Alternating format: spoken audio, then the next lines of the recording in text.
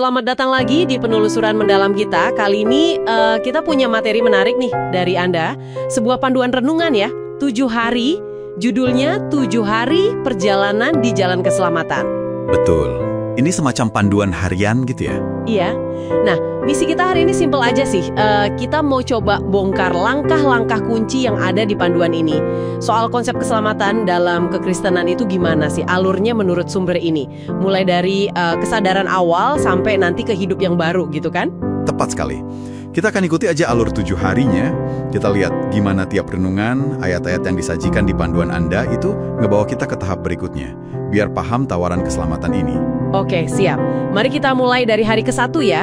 Panduan Anda ini langsung to the point banget kayaknya. Dibilang semua orang itu pada dasarnya tersesat atau ya udah berbuat dosa lah.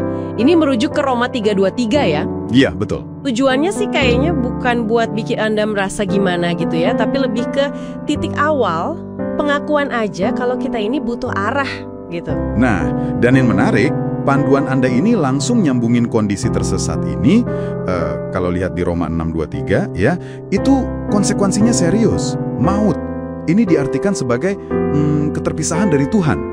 Tapi hebatnya di ayat yang sama, itu juga langsung ada harapan, ada tawaran karunia, semacam hadiah gratis gitu, sebagai jalan keluarnya. Jadi masalah sama solusinya udah disandingin dari awal banget. Oke, nah ini jadi pertanyaan penting nih yang dijawab di hari kedua. Kenapa kok ada jalan keluar? Kenapa Tuhan mau nawarin itu? Sumber yang Anda bagikan ini nekenin banget, motivasinya itu kasih Tuhan yang begitu besar. Ini ngambil dari Yohanes 3 ayat 16 bagian awal ya? Iya, bagian awalnya. Kayaknya poin kuncinya Tuhan yang inisiatif duluan. Karena ya Anda itu dianggap berharga sama Dia bahkan pas lagi kondisi tersesat itu. Gitu ya? Betul. Dan wujud nyata dari kasih dan karunia itu, nah dijelaskan di bagian akhir Yohanes 3 ayat 16 juga, yaitu pemberian anaknya, Yesus Kristus. Tujuannya spesifik banget, supaya Anda itu nggak binasa, tapi bisa dapat hidup kekal. Panduan ini ngartiin hidup kekal itu bukan cuma soal hidup selamanya nanti ya, tapi kualitas hidup baru, bersama Tuhan yang mulainya ya sekarang ini juga. Jadi kualitas hidup ya? Iya. Ini hadiah cuma-cuma buat kita, tapi ya harganya mahal banget buat Tuhan. Oke, kita lanjut ke hari ketiga.